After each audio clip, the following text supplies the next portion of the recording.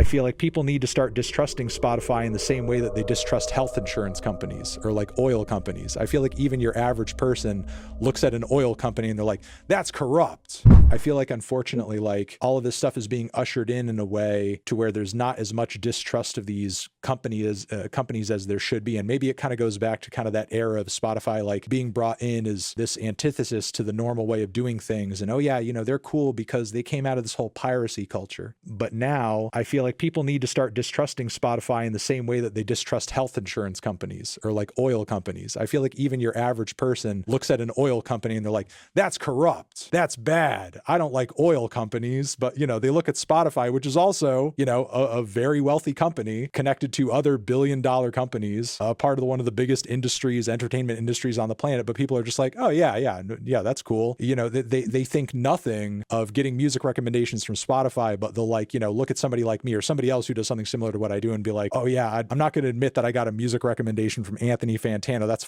lame. But I'm going to let Spotify's algorithms turn me on to some AI music. Like, you know, that's cool. That's how I know I have taste.